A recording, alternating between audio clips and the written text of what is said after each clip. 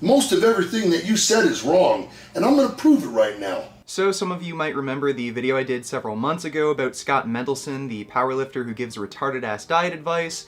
Well, he made a video response to me, which I will link in the description down below, and I encourage you all watch because it's funny as hell without any of my own input. And, of course, as usual, I'm going to rebut all of his stupid-ass claims point by point. So prepare yourself for... Vegan Gains versus Scot Mendelson. The first thing you did was attack my physique. My physique is per for my job. To bench press properly, you need a big belly.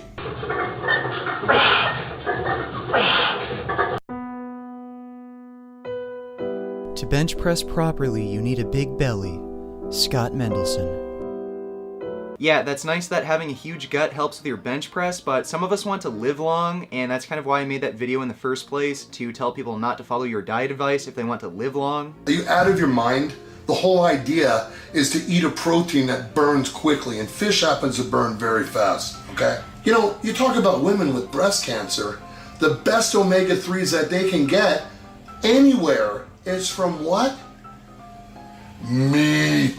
Okay, I have no idea what you mean by fish burning up quickly. Do you mean it digests quickly?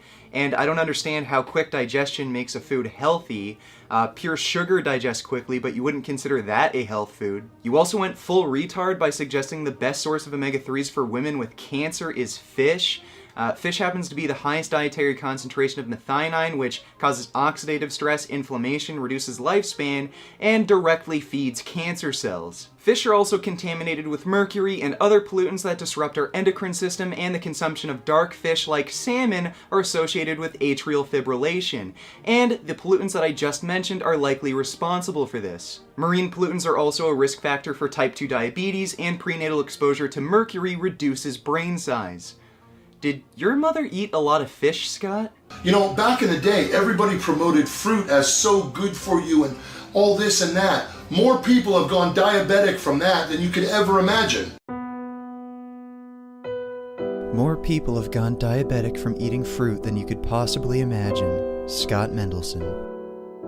Yeah, your mother definitely ate a lot of fish. And according to the Epic Panacea study, fruit consumption was not associated with type 2 diabetes risk, but in the Epic Panacea study and many other studies, meat consumption is very highly correlated with weight gain and risk of type 2 diabetes.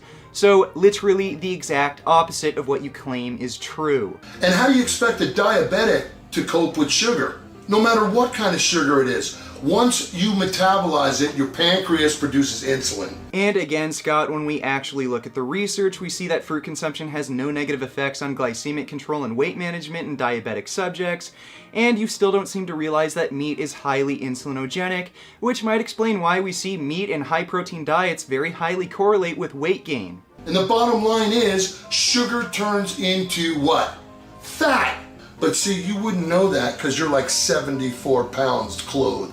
And then you claim the sugar in fruit turns to fat, and then you call me skinny.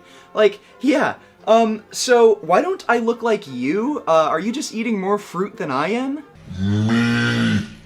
And every time I mention meat, you cringe like a little fucking pussy that got kicked in the vagina. The bottom line is, and studies have shown this, 80% of all vegans are women, which is fine. And I'm not saying anything derogatory about that. Veganism is an emotional response. Because why? Because the animals are being killed, and I get it. But when it comes to survival, it's a whole different ballgame. Okay, so you're saying that I'm in a group which the majority of the members are females, which would make me a rare commodity and far more sought after. I don't see how that could possibly be a point of criticism. You're also playing that bullshit meat is manly game. I don't see what's manly about ignoring suffering and injustice. Are the people at the Yulin Dog Festival manly because they don't give a fuck about the suffering and murder of animals? You know, most murderers and serial killers are men, so I guess being a violent psychopath makes you more manly, right? You see how every argument you make is just fucking retarded?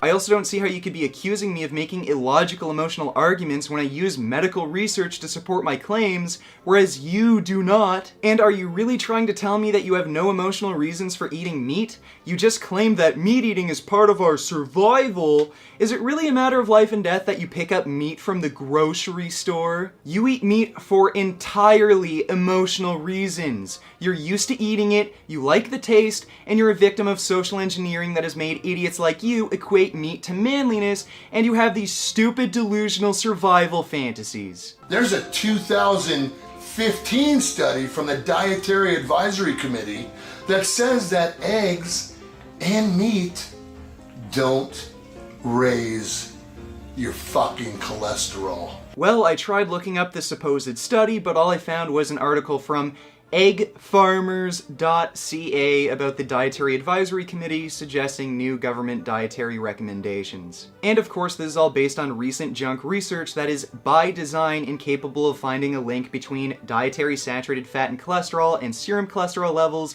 as these are all population studies that did not calculate cholesterol levels at baseline. If we look at metabolic wart experiments or intervention studies that do calculate cholesterol levels at baseline, we can very clearly see that dietary cholesterol and saturated fat does have an effect on serum cholesterol levels. You're just referencing junk data that is put out by the meat, dairy, and egg industries that is meant to confuse idiots like you about the health consequences of these foods so that you keep buying their products. So just to let you know, dumb fuck, I'll give you a week of free sessions and dietary advice right here at Next Level Training. Not interested. You know, I believe in helping and educating the world. I believe in helping and educating the world. Scot Mendelson. Beef. What a relief. When will this poisonous product cease? This is another public service announcement. You can believe